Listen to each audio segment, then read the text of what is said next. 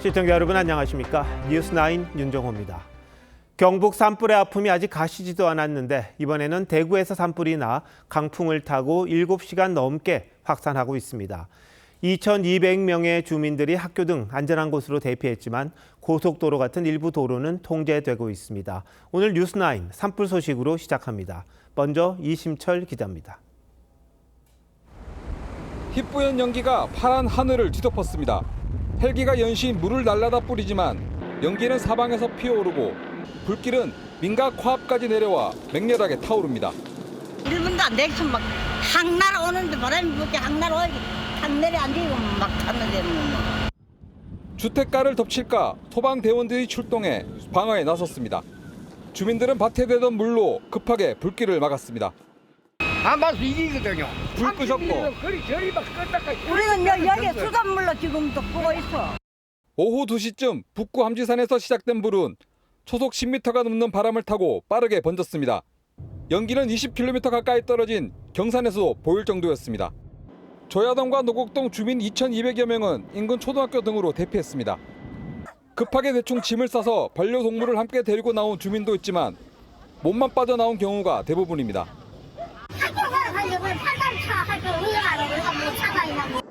짙은 연기로 일부 시내버스 운행도 중단됐습니다.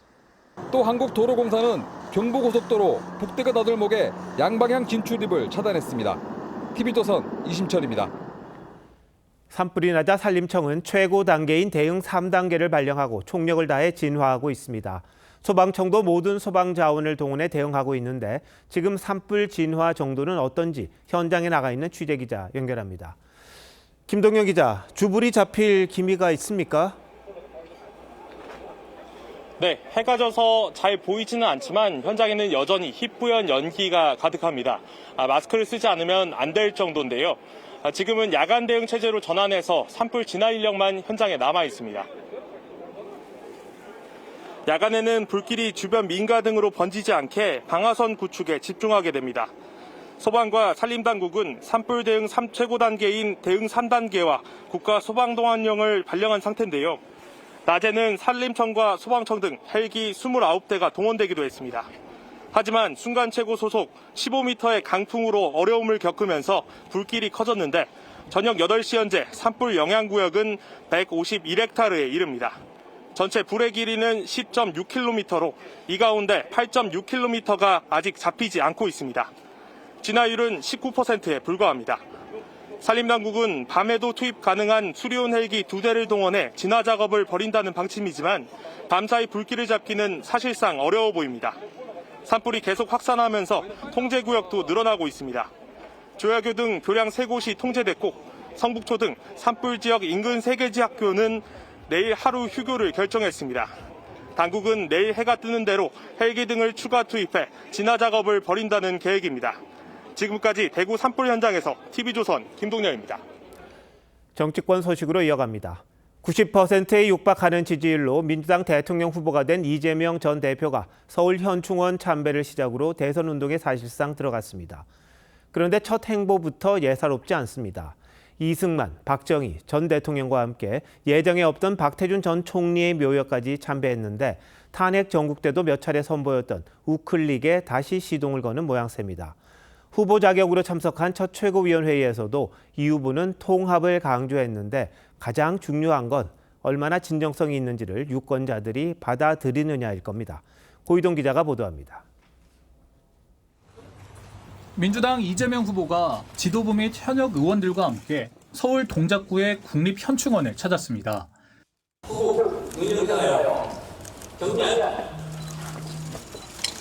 함께 사는 세상, 국민이 주인인 대한민국을 만들겠다는 글을 방명록에 적은 이 후보는 김영삼, 김대중 전 대통령 참배에 앞서 이승만, 박정희 전 대통령 묘역에도 고개를 숙였습니다.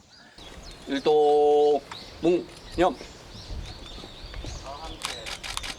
이 후보는 대선 경선에 나섰던 8년 전 성남시장 시절엔 이승만, 박정희 전 대통령 묘역 참배를 거부했었고 지난 대선 땐 후보 선출 직후 두 대통령이 있는 동작 현충원이 아닌 대전 현충원을 가장 먼저 찾았습니다. 평가는 평가대로 하고 공과는 공과대로 지금 당장 급한 것은 국민 통합이고 색깔과 차이를 넘어 다 한데 모아서 이 후보는 또 예정에 없던 박태준 포스코 명예회장의 묘역에도 참배했습니다. 이른바 DJP 연합으로 탄생한 김대중 정부에서 국무총리를 지내면서 통합을 상징하는 인물로 평가됩니다. 제가 대통령이라는 단어가 무슨 뜻인가 이렇게 국어사전을 좀 뒤져서 찾아봤는데 여러 가지 의미가 있지만 국민을 크게 통합하는 우두머리. 후보 선출 뒤 처음으로 참석한 최고위에선 박찬대 원내대표가 전국을 뛰라는 의미로 당 점퍼를 입혀줬는데 민주당을 상징하는 파란색 외에 빨간색 포인트가 들어간 것도 통합을 염두에 둔 거란 해석입니다. 지난 대선에서 0.73%포인트 차이로 석패했던 이 후보가 공격적인 외연 확장을 이번 대선의 최대 승부수로 삼고 있다는 평가가 나옵니다. TV조선 고이동입니다. 보신 것처럼 외연 확장을 최우선에 둔 이재명 후보의 선거 전략은 선거대책위원회 인선에서도 알 수 있습니다. 보수의 책사로 불려온 윤여준 전 환경부 장관을 공동선대위원장으로 영입하기로 했습니다. 여기에 이 후보를 움직이는 최측근들의 면면도 주목받고 있는데 최지원 기자가 정리했습니다. 윤여준 전 환경부 장관의 선대위원회 영입 사실은 이재명 후보가 직접 밝혔습니다. 대표적인 인물로 윤여준 전 장관님한테 선대위를 전체적으로 한번 맡아주십사 부탁을 드렸는데 다행히 응해 주셨습니다. 공동선대위원장이 거론되는 윤 전 장관은 한나라당 국회의원과 김영삼 정부 당시 환경부 장관 등을 지낸 보수의 책사로 불려왔는데 지난 2012년 대선 땐 민주통합당 문재인 후보 선대위 국민통합추진위원장을 맡기도 했습니다. 보수 텃밭인 경남과 대구의 정치 기반을 둔 김경수 전 지사와 김부겸 전 총리는 물론 친유승민계 권오을 전 의원도 선대위 합류가 유력합니다. 탄핵 찬성파인 국민의힘 김상욱 의원도 접촉 중인 걸로 알려졌습니다. 당 핵심 관계자는 비상계엄 이후 헌정질서 회복의 역할을 한 상징적인 인물 한 명을 추가로 영입해 오는 30일 선대위를 발족할 거라고 했습니다. 민주당은 그 헌법 질서를 수호하고자 하는 사람들과는 손을 잡겠다는 말씀 이미 수차례 말씀을 드렸기 때문에 원조 친명계인 정성호, 김영진 의원 등과 경기지사, 성남시장 시절부터 이 후보를 보좌해온 정진상 전 실장 등 최측근 참모그룹은 선대위 직책과 상관없이 막후 역할을 맡을 걸로 보입니다. 이 후보 측 관계자는 당선될 경우 대통령실과 내각 등에 참여할 인사검증 등도 최측근 그룹이 도맡고 있는 걸로 안다고 전했습니다. TV조선 최지원입니다. 이재명 후보가 처음 찾은 현장도 전통적 지지층보다는 지지 대상을 넓히는 데 도움이 되는 곳이었습니다. 반도체 생산업체인 SK 하이닉스를 찾아 또다시 기업의 역할을 강조했습니다. 1호 공약으로 반도체 산업 지원 계획도 발표했는데 국민의힘은 위장 행보라고 비판합니다. 전종원 기자의 보도입니다. 한국판 엔비디아를 만들겠다며 국가 주도의 첨단 산업 육성을 강조해온 이재명 후보가 첫 현장 일정으로 찾은 곳은 AI 반도체 기업인 SK 하이닉스였습니다. 이 후보는 세계 1등 반도체 국가를 만들겠다며 반도체 특별법 제정과 함께 국내에서 생산 판매되는 반도체의 최대 10%의 생산 세액 공제도 약속했습니다. 국가 경제라고 하는 게 결국 기업 활동에 의해서 유지될 수밖에 없는데 정치도 경제 성장 발전에 총력을 다해야 될 때라고 생각이 됩니다. 반도체가 대표적 자본 집약 산업인 만큼 세제 혜택을 통해 기업들을 돕겠다는 구상입니다. 최근 일방적 탈원전은 안 된다고 했던 이 대표는 전력 문제와 관련한 의견도 듣겠다고 했습니다. 다만 우클릭 행보의 하나로 수용 가능성을 보였다 노동계의 반발 등으로 입장을 선회한 주 52시간 예외에 대해선 따로 언급하지 않았습니다.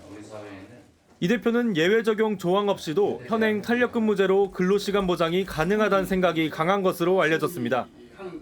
그런 논쟁적인 이슈들보다는 실질적으로 기반시설 확보나 세제 지원이나 국민의힘은 반기업, 반시장 규제를 주도해온 것이 누구냐며 신기업 위장 행보로는 반도체 강국을 꿈꿀 수 없다고 비판했습니다. TV조선 전정원입니다. 국민의힘에선 2차 경선 투표가 약 1시간 뒤 마무리됩니다. 당원 투표와 일반 국민 여론조사를 절반씩 반영해 최종 후보 2명으로 압축해 내일 발표하는데 경선 마지막 날 한동훈, 안철수 후보는 민심 풍향계로 꼽히는 충청을 찾았고 김문수, 홍준표 후보는 경제 공약을 발표했습니다. 국민의힘 주자들의 움직임은 김창섭 기자가 취재했습니다. 충무공 탄신 480주년을 맞아 충남 아산 현충사를 찾은 한동훈 후보는 핵추진 잠수함 확보와 군간부 처우 개선 등 국방 공약을 발표하고 충청 지역 발전을 약속했습니다. 민심의 중간값을 대변해 온 곳입니다. 충청의 마음 그리고 충청민들이 바라는 것이 무엇인지를 잘 파악하고 실천할 겁니다. 대전을 찾은 안철수 후보는 카이스트 교수 경력을 강조하며 충청을 첨단 기술의 중심지로 만들겠다고 했습니다. 과학기술이 곧 외교 안보이자 국가 생존 전략이 된 지금 대전 충청은 대한민국의 미래를 바꿀 무한한 가능성을 지닌 지역입니다. 국민의힘은 오늘까지 이틀 동안 당원 투표와 국민 여론조사를 진행하고 있는데 경선 마지막 날 탄핵 찬성 입장인 두 후보가 나란히 민심의 바로미터로 꼽히는 충청권을 찾은 겁니다. 수출 5대 강국 도약이란 공약을 발표한 김문수 후보는 당선과 동시에 한미 정상회담을 추진하겠다고 했습니다. 직접 세계 시장을 누비는 경제 대통령이 되겠습니다. 수출 대통령이 되겠습니다. 기술, 과학 대통령이 되겠습니다. 중소기업인들을 만난 홍준표 후보는 주 52시간제 완화와 상속세 폐지 정책을 내세웠습니다. 중소기업 정도 되면 가업을 상속할 때는 상속세는 면제를 해주는 것이 좋겠다. 반면 개혁신당 이준석 후보는 민주당의 주 4일제와 국민의힘의 주 4.5일제 공약 모두 무책임한 포퓰리즘이라며 문재인 정부의 실수가 반복될 가능성이 높다고 지적했습니다. TV조선 김창섭입니다. 이렇게 국민의힘 2차 경선까지 마무리되고 있는데 한덕수 대통령 권한대행이 사실상 출마로 가닥을 잡고 이번 주 금요일 오전 10시 국회에서 대선 출마를 공식 선언합니다. 한 총리 출마 선언에 앞서 손영택 비서실장은 대선 준비를 위해 오늘 사퇴했습니다. 한송원 기자입니다.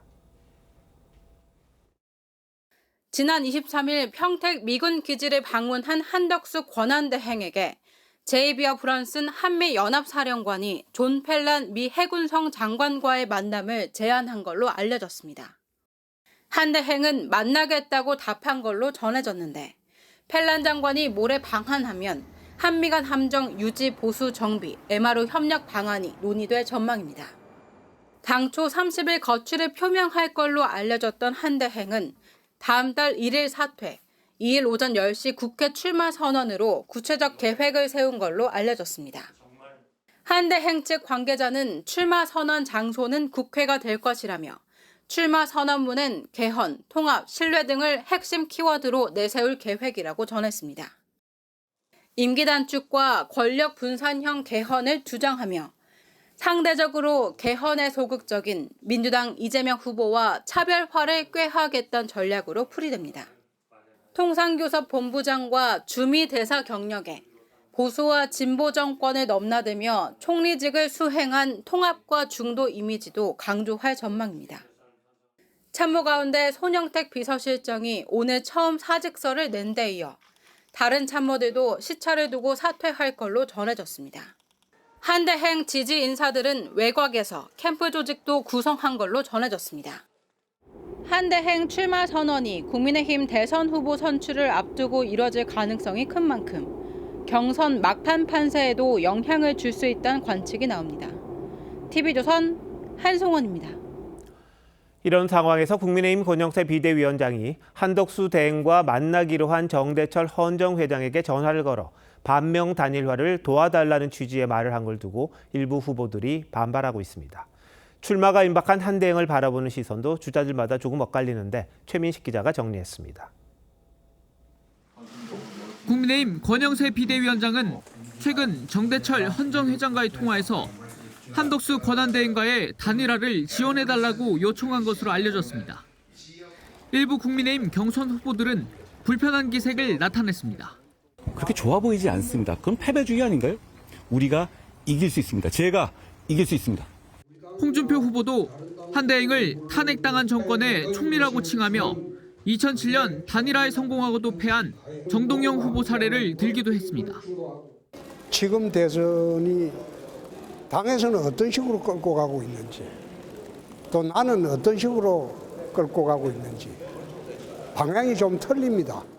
반면 김문수 후보는 김문수의 문과 한덕수의 덕을 합해 나라를 구할 을지문덕이란 포스터를 SNS에 올렸습니다.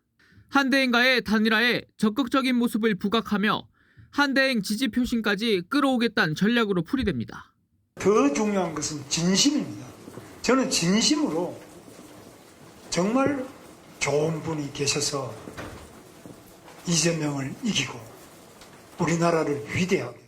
그동안 한대행의 출마를 비판해온 안철수 후보도 양자 대결 여론조사를 통해 더 경쟁력 있는 후보로 단일화하자고 제안했습니다. 오히려 역선택도 방지할 수 있고 보다 더 정확하게 경쟁력을 우리가 알 수 있다. 한대행의 출마 가능성이 높아지면서 각 캠프에서도 대응 전략에 부심하는 모습입니다. TV조선 최민식입니다. 오늘 국회 예결위에선 추경 예산안 심사가 있었는데 여기서도 한대행 출마를 두고 공방이 오갔습니다. 권한대행직을 다시 맡을 걸로 예상되는 최상목 경제부총리는 출마 여부를 모른다고 했고 민주당이 계속 공세를 퍼붓자 맞서기도 했습니다. 행안위 소위에선 이재명 후보의 지역화폐 예산 1조 원을 증액해 민주당이 단독으로 처리했습니다. 최원국 기자입니다. 한덕수 권한대행의 대선 출마가 가시화되자 민주당은 최상목 경제부총리를 향해 한대행의 출마 여부를 따져 물었습니다. 한덕수 권한대행님 출마하십니까? 저는 알지 못합니다.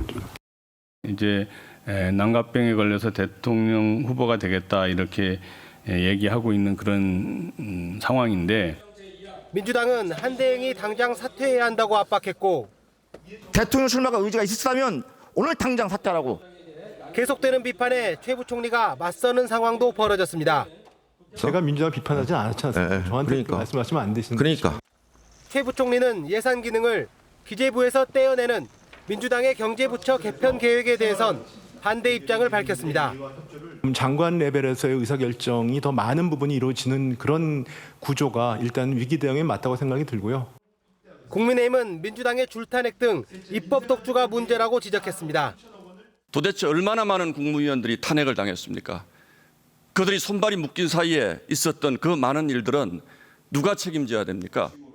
행안위 소위에선 이재명 후보의 대표 정책인 지역화폐 예산 1조 원이 민주당 단독으로 증액 처리됐는데 국민의힘은 정치적 이익을 위해 세금을 마구 사용하는 배임 행위라며 퇴장했습니다. 다만 예산 증액은 정부 동의가 필요해 정부가 거부할 경우 반영되지 않습니다. TV조선 최원국입니다. 충북 청주의 한 고등학교에서 아침 등교 시간에 흉기 난동이 발생했습니다. 학생이 휘두른 흉기에 교장 선생님과 교직원, 일반 시민들까지 6명이 다쳤습니다. 먼저 김준석 기자가 보도합니다. 신호대기하는 차 앞으로 활동복을 입은 한 학생이 달려옵니다. 무언가를 들고 운전석 쪽으로 다가가더니 잠시 후 다시 급히 뛰어갑니다. 유치원에 두 아이를 데려다 주던 40대 남성에게 갑자기 흉기를 휘두르고 달아나는 겁니다.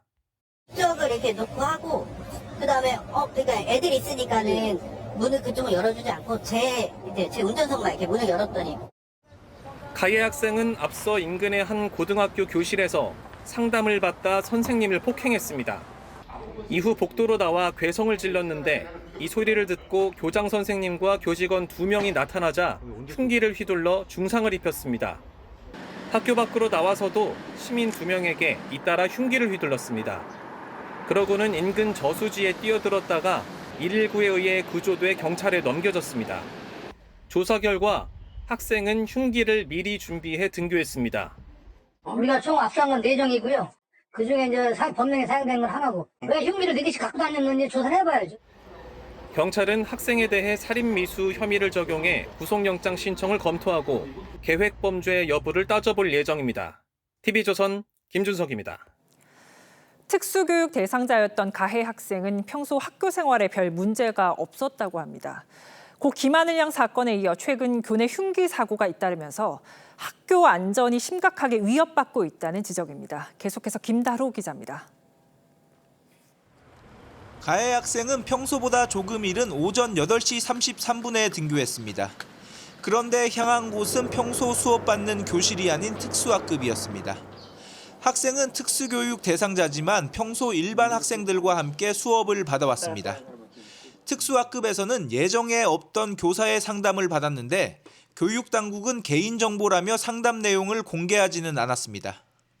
아이들이 없는 상황이었고 이 학생이 아마 선생님과 어떤 내용인지는 모르겠지만 상담할 일이 있어서 1교시임에도 불구하고 교실로 안 가고 그 특수학급으로 먼저 학교 생활에 별다른 문제가 없었기에 가방에 흉기를 4자루나 가지고 등교했을 줄은 누구도 예상하지 못했습니다. 소지품 검사도 그 학생들의 그 안전을 위협하거나 학내 질서를 해칠 수 있다고 의심을 할 만한 그런 합리적인 사유가 있을 경우에 흉기 난동 소식을 들은 학부모들은 불안한 마음에 한 걸음에 학교로 달려왔습니다. 저희 아이들 여자 아이고 특수반이 있다고 하니까 특수반 아이라고 하니까 저 놀래가지고 다쳤을까 하고. 교육당국은 재발 방지를 위해 비상벨을 설치하는 등 학교 내 안전망을 재점검하고 학생들의 심리 치료도 지원하겠다고 밝혔습니다. 하지만 고 김하늘 양 사건에 이어 가장 안전해야 할 학교에서 또다시 흉기 난동 사건이 발생하자 학생과 학부모들의 불안감은 커지고 있습니다. TV조선 김다로입니다. 강원 강릉의 주택가에서 포탄이 터지면서 3명이 크게 다쳤습니다. 80대 남성이 고철 수집을 위해 포탄을 해체하다 사고가 난 걸로 추정됩니다. 이승훈 기자입니다. 주택가 골목에서 갑자기 희뿌연 연기가 솟구칩니다. 놀란 주민들이 거리로 뛰어나오고 잠시 뒤 소방차와 구급차, 폭탄 해체반까지 출동합니다. 완전히 폭탄 떨어지는 그런 소리 같아요. 큰 한기. 놀라가지고 쫓아 나오면 벌써 주민들이 꽉 차 있고 그렇더라고요. 주택 앞마당에서 일어난 폭발로 80대 부부와 옆집에 사는 60대가 크게 다쳐 병원에서 치료를 받고 있습니다. 폭발 충격으로 이렇게 시멘트 바닥이 움푹 패일 정도로 부서졌고 건물 유리창도 모두 깨졌습니다. 파편은 주변 교회와 이웃집 담장까지 날아가 박혔습니다. 경찰은 평소 고물을 수집해 팔던 80대 남성이 고철을 얻기 위해 녹슨 박격 포탄을 해체하다 폭발이 일어난 것으로 보고 있습니다. 우려하시고 고철 수집 차원에서 그런 위험성을 감지하지 못하시고 아마 해체 작업을 하다가 폭발 사고가 난 것 같습니다. 남성은 인근 농수로에서 박격 포탄을 수거해 온 것으로 알려졌습니다. 군부대는 현장에 남아있던 포탄 10여 발을 수거해 재원 등을 조사하고 있습니다. 내일은 경찰과 함께 합동 감식을 벌이고 포탄 유입 경로와 폭발 원인 등을 분석할 예정입니다. TV조선 이승훈입니다. 인파가 몰리는 금요일 저녁 지하철 홍대 입구역에서 여성들의 신체를 불법 촬영하던 남성 2명이 차례로 붙잡혔습니다.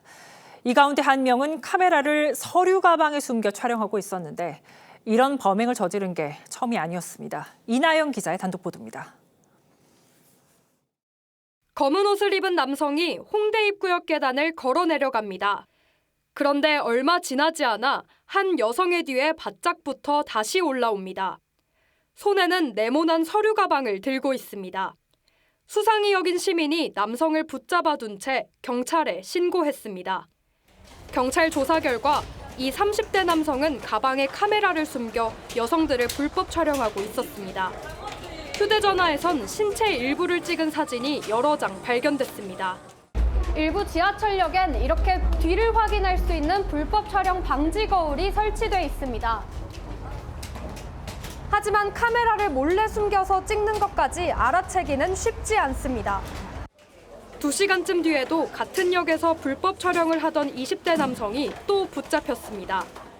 아무래도 번화가다 보니까 사람이 많다 보니까 어디서 찍힐지 모르는 그런 무서움이 조금 있었던 것 같아요. 몰카범들은 인파가 몰리는 시간과 장소를 주로 노리는데 유흥가로 연결되는 홍대 입구역 등에서 범죄가 끊이지 않습니다. 처벌 수위를 좀 더 강화한다든지 실효적인 대안 마련을 위해서 좀 더 적극적으로 나서는 그런 것이 필요하지 않을까. 경찰은 불법 촬영 전과가 있는 30대 남성을 구속하고 초범인 20대 남성은 불구속 입건했습니다. TV조선 이나영입니다. 중고로 구입한 고가 외제차로 일부러 사고를 낸 뒤 보험금 수천만 원을 타낸 일당이 붙잡혔습니다. 미지급된 보험금까지 합치면 1억 원 상당입니다. 장혁수 기자가 보도합니다. 차량 통행이 적은 심야 시간. 포르쉐와 벤틀리 차량이 일정한 간격을 두고 앞뒤로 달립니다. 그런데 우측으로 빠져나가던 포르쉐가 도로 한복판에서 갑자기 속도를 줄입니다. 이때 뒤따르던 벤틀리가 차 뒤를 들이받습니다. 몇 시간 뒤 두 차량은 5km쯤 떨어진 한적한 주택가 도로에서 다시 사고를 냈습니다. 뒤따라오던 차량이 서행해야 하는 교차로 전멸 신호 앞에서 오히려 속도를 높여 앞 차량을 들이받았습니다. 지난해 4월 정모 씨 등 10명은 일부러 교통사고를 내고 보험금을 청구하는 방식으로 모두 6,500만 원을 타냈습니다. 정 씨는 입원을 하게 되면 250만 원은 그냥 나온다. 명의자에겐 50만 원을 주겠다며 지인과 친척까지 끌어들였습니다. 이들의 범행은 하룻밤 사이에 유사한 교통사고가 잇따라 발생한 것을 수상히 여긴 보험사의 신고로 덜미가 잡혔습니다.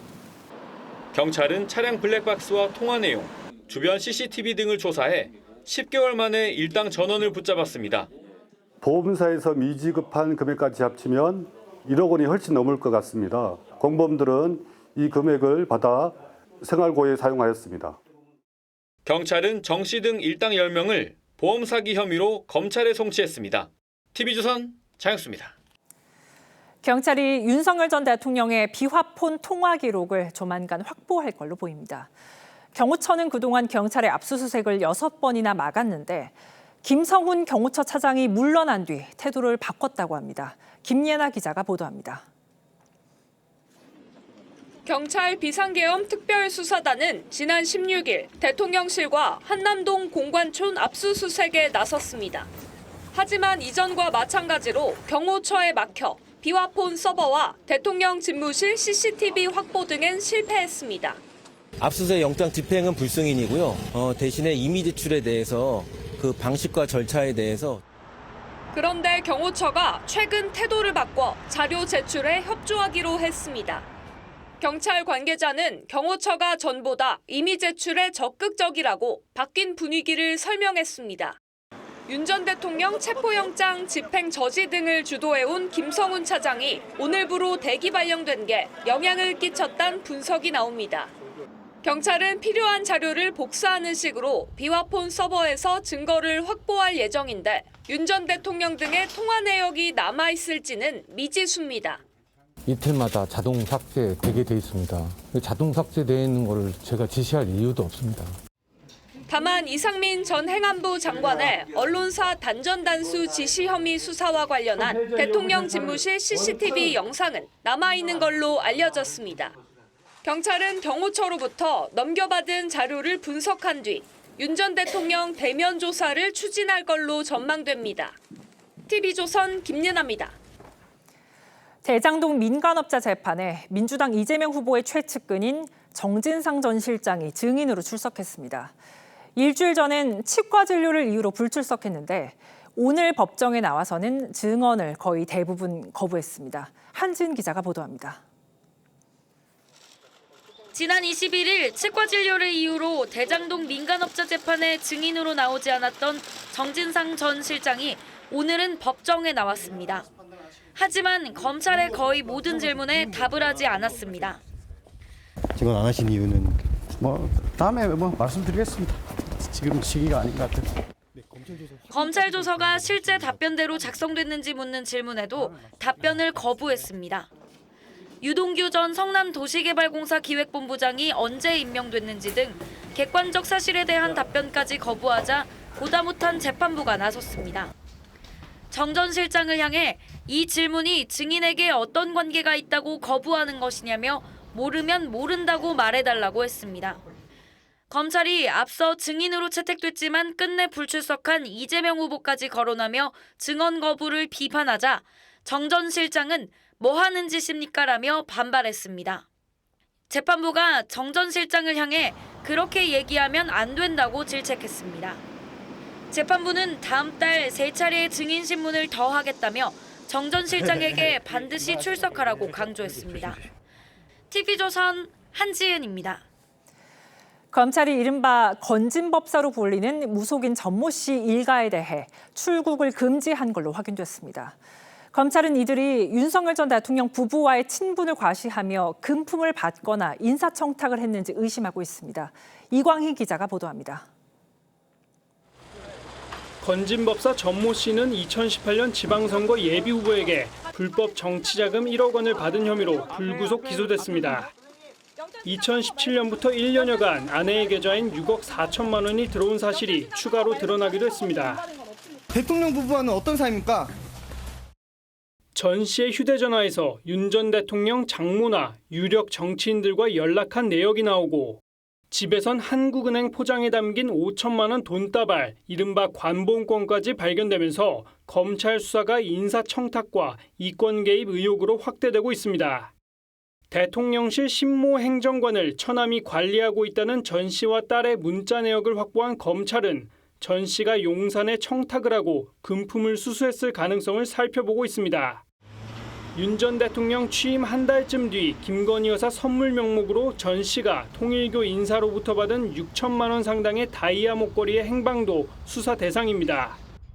검찰은 전 씨 처남과 전 씨의 부인, 딸까지 출국 금지했습니다.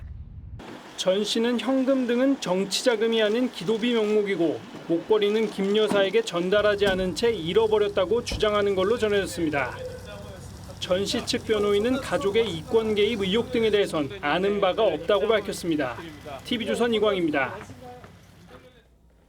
해킹 사고가 발생한 SKT가 오늘 오전 10시부터 유심을 무상으로 바꿔주고 있습니다. 대리점마다 아침 일찍부터 북새통을 이뤘는데 유심이 부족해 곳곳에서 고객들이 화를 내는 일이 많았습니다. 임유진 기자가 취재했습니다. 서울 도심의 SKT 대리점 앞, 건물 모퉁이를 돌아 다른 매장 앞까지 긴 줄이 생겼습니다. 지금 시각은 오전 9시 50분입니다. 유심 교체는 10시부터 시작되는데 유심을 바꾸려는 사람들로 이렇게 벌써부터 긴 줄이 늘어섰습니다. 유심 칩을 바꾼다고 해서 이게 만약에 서버에서 그 개인정보가 유출됐는데 그게 괜찮은지 그것도 사실 좀 걱정은 되긴 해요. 10시가 되자 대리점 내부는 전쟁터가 됐습니다. 어떻게 언제 나눠줘요? 저희가 지금 계속 만들면서 계속 드리고 있는 거라서 좀 양해해.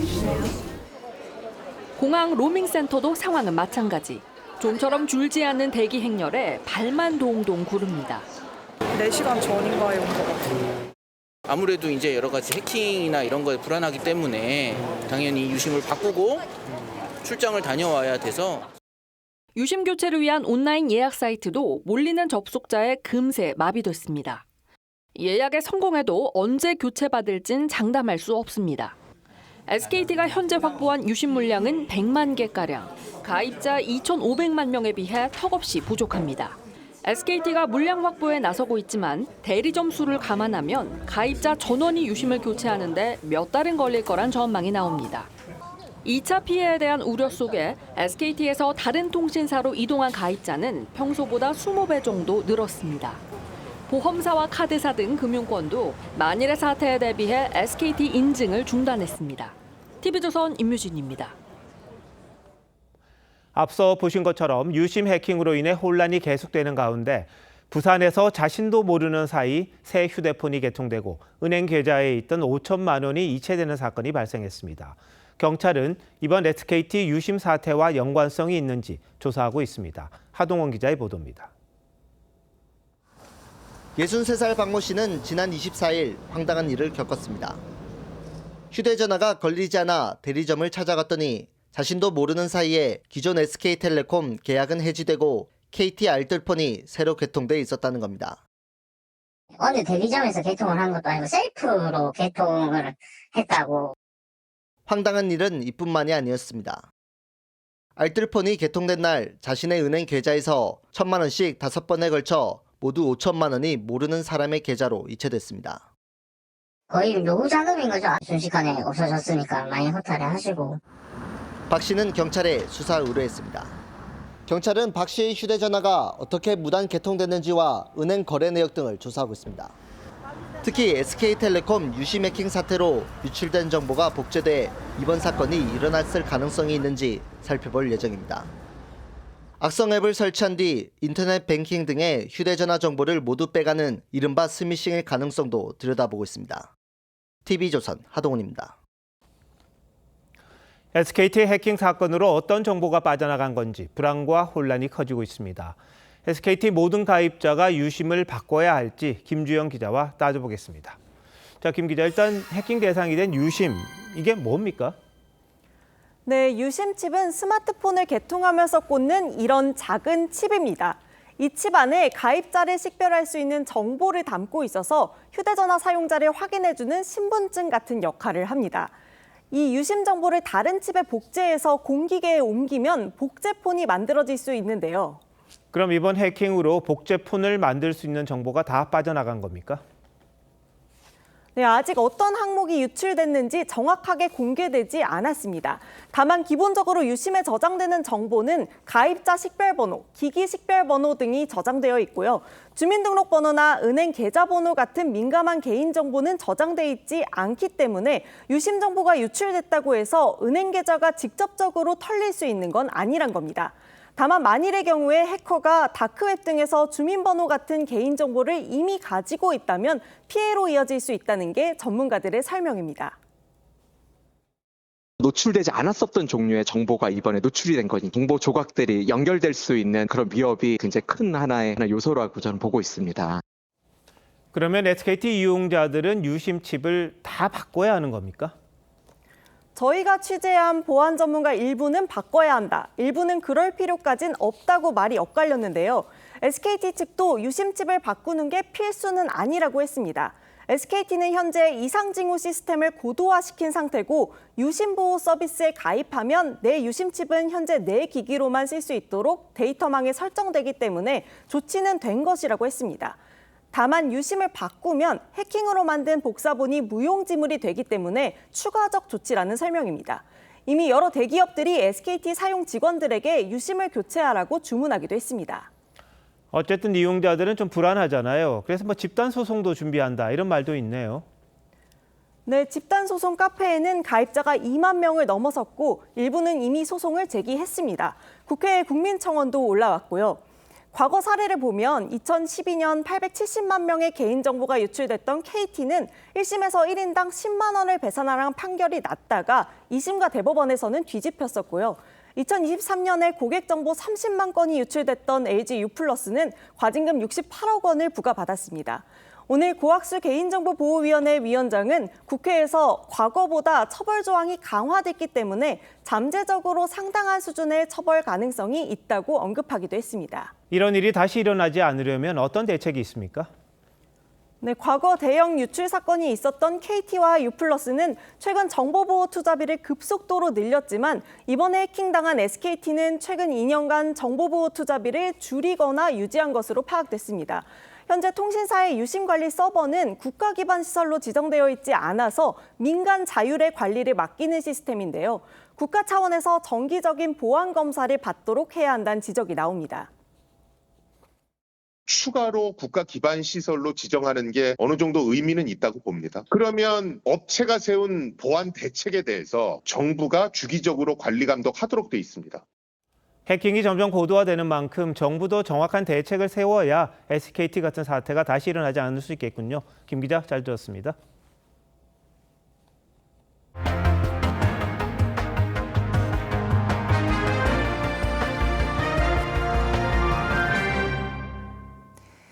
(5월 1일) 노동절부터 최장 6일의 황금 연휴가 시작됩니다. 이웃나라인 일본과 중국도 긴 연휴를 맞습니다. 오랜 내수 부진에 시달려온 관광과 유통업계는 이번 연휴에 대한 기대감이 큽니다. 윤우리 기자가 현장 목소리를 들었습니다. 서울의 한 면세점, 평소 한산하던 식품 매장이 모처럼 북적입니다.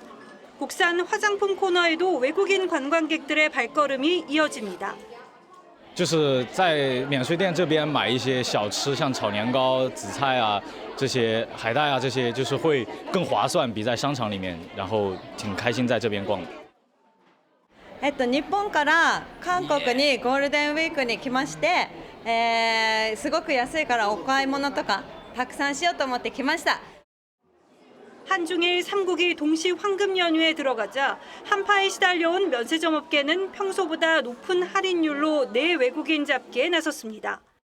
헌법 기념일 등이 겹친 일본은 지난 주말부터 최장 11일에 달하는 골든위크에 들어갔고 우리나라와 중국은 노동절인 목요일부터 최대 6일의 연휴가 시작됩니다. 외국인 쇼핑 1번지 명동 일대도 기대감에 부풀었습니다. 물량도 이제 4월 달보다는 좀 더 하려고 준비를 하고 있고 이제 청결과 이제 외국 사람들이 왔을 때 헷갈리지 않게 메뉴판 같은 것도 다시 한번 이제 정비하는 장사만 잘 되면 저희야 뭐. 전국의 숙박시설과 관광지들도 손님 맞이 준비를 마쳤습니다. 대부분 호텔은 이달 초부터 이미 만실에 가까운 예약률을 보이고 있고 국내 여행 상품 판매도 활기를 띠고 있습니다. 보안율 등으로 비용 문제가 있어서인지 해외보다 국내 여행을 하려는 수요가 늘면서 국내 여행 예약이 지난해보다 30% 늘었습니다. 화창한 날씨와 함께 찾아온 한중일 황금 연휴가 얼어붙은 내수를 녹이고 있습니다. TV조선 윤일입니다. 커다란 눈망울에 이름도 예쁜 꽃사슴이 유해 야생동물로 지정됩니다. 정부는 꽃사슴의 개체수가 지나치게 증가하면서 생태계에 부정적인 영향을 끼친다고 판단했습니다. 자세한 내용 이상배 기자가 보도합니다. 서울의 한 공원에 꽃사슴들이 놀고 있습니다. 평일 낮에도 어른 아이 할 것 없이 많은 시민들이 모여 꽃사슴을 구경합니다. 고라니랑 좀 다르게 뒤에 이렇게 점박이 있는 게 더 귀여워서 귀여워요.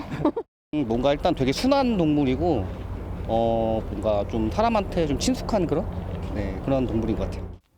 도심에선 최고 인기 동물이지만 일부 지역에선 생태계 파괴자로 악명이 높습니다. 번식력이 강하고 천적이 없는 꽃사슴은 일부 지역에서는 고라니의 23배에 달하는 서식 밀도를 보이기도 합니다. 꽃사슴 10여 마리가 40년 지나 900여 마리로 불어난 전남 영광군 안마도가 대표적입니다. 꽃사슴들이 섬 곳곳을 떼지어 누비며 풀과 열매, 농작물을 닥치는 대로 뜯어먹고 다닙니다.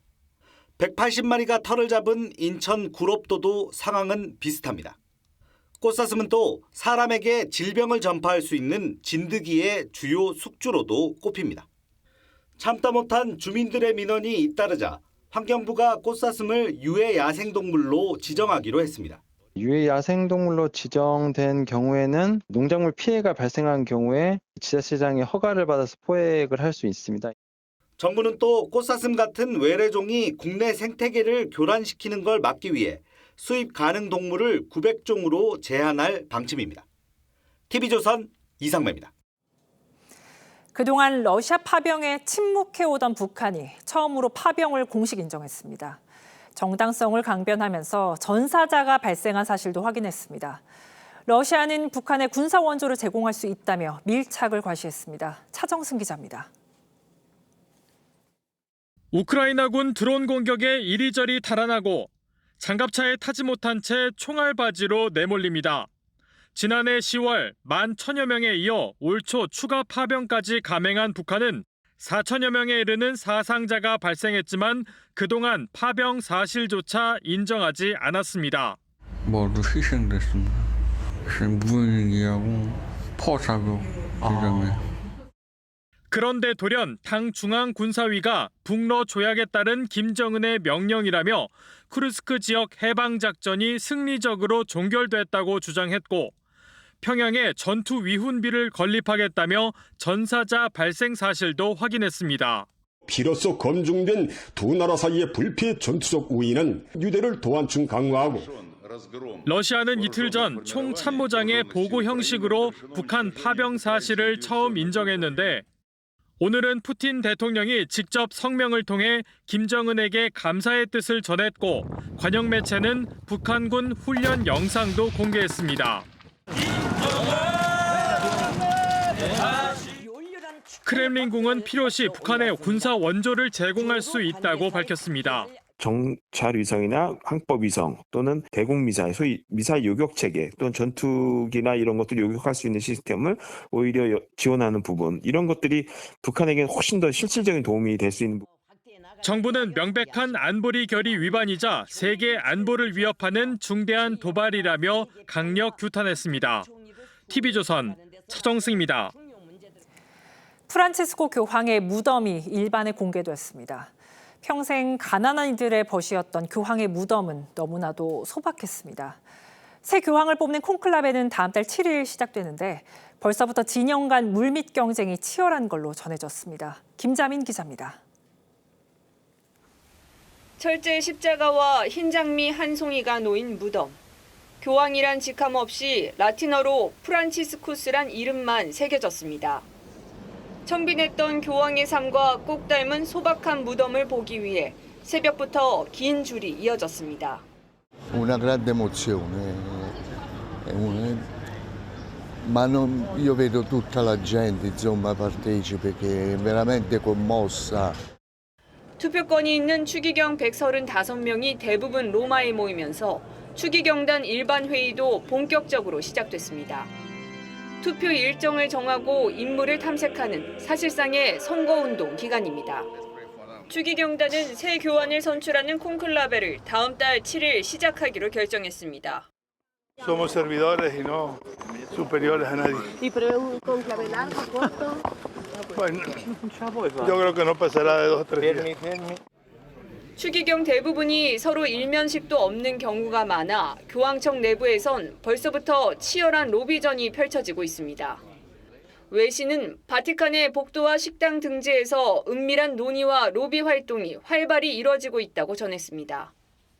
추기경의 80%는 프란치스코 교황이 임명한 만큼 개혁 노선을 계승할 인물이 선택될 가능성이 높다는 분석이 나오지만 불만이 누적돼 온 보수파의 조직적 움직임도 배제할 수 없다는 전망이 나옵니다. TV조선 김자민입니다.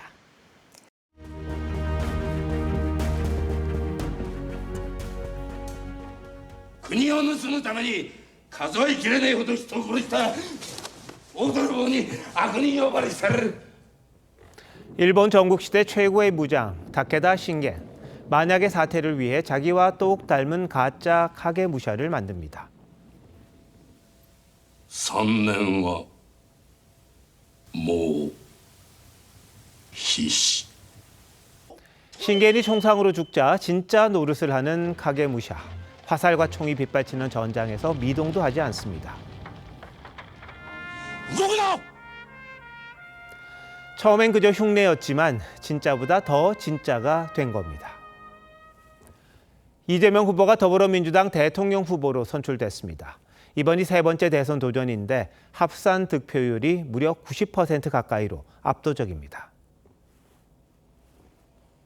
대통령의 제1과제인 국민 통합의 책임을 확실하게 완수하겠습니다. 이 후보는 수락연설에서 통합을 14번, 성장을 5번이나 언급했습니다. 3년 전 연설에서 강조했던 기본소득 사라졌습니다. 오늘은 국립현충원에서 이승만, 박정희, 박태준 묘역을 참배했습니다. 실제 움직임에서 자신의 연설을 뒷받침하려고 한 겁니다. 하지만 이 후보의 말을 그대로 믿어도 되느냐는 의문이 제기되는 거 무슨 이유일까요? 말 바꾸기에 대한 의심 때문입니다. 박근혜 전 대통령을 존경한다고 했다가 진짜 그러는 줄 아냐고 한 게 대표적이죠. 1909년 안중근 의사와 그 동지들은 손가락 한마디를 잘라 조국 독립에 목숨을 바치겠다고 맹세합니다. 뜨거운 조국의 왕, 간절함을 담아 저 안중근 이 한 손가락 조국을 위해 바치겠습니다. 이것은 결의의 시작이니. 대통령 후보의 말은 나라에 대한 맹세입니다. 이 후보의 말이 표를 얻기 위한 일시적인 변화가 아니길 바랍니다. 위기에 빠진 경제, 움츠러든 국민, 나라 모습을 바로잡기 위한 굳건한 다짐이어야 합니다. 진짜 변화와 가짜는 금방 드러납니다. 참 마음만이 국민의 마음을 사로잡습니다. 4월 28일 윤종호의 앵커 칼럼, 출사표의 무게였습니다.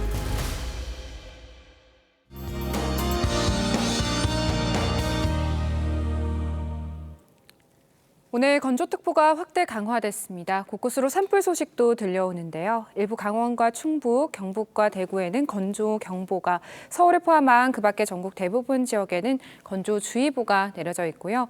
바람까지 강하게 불고 있습니다. 오늘까지 전국에, 내일 오후부터는 서해안과 강원 산지를 중심으로 순간풍속 초속 10에서 15m의 강한 바람이 불겠습니다. 내일도 전국 하늘 맑겠고 공기도 청정하겠습니다. 새벽부터 아침 사이 기온이 0도 안팎까지 떨어지는 일부 내륙에는 서리가 내릴 수 있겠습니다. 자세한 내일 아침 기온 보시면 서울이 8도, 춘천 3도, 안동 4도로 오늘보다 낮아 쌀쌀하겠고요. 낮에는 서울이 20도, 전주와 광주 22도까지 올라서 일교차가 무척이나 크게 벌어지겠습니다. 겉옷으로 체온 조절 잘 해주셔야겠습니다. 이번 주 목요일에는 전국에 비가 내리겠습니다. 날씨였습니다. 4월 28일 월요일 뉴스9 마칩니다. 시청해주신 여러분 고맙습니다.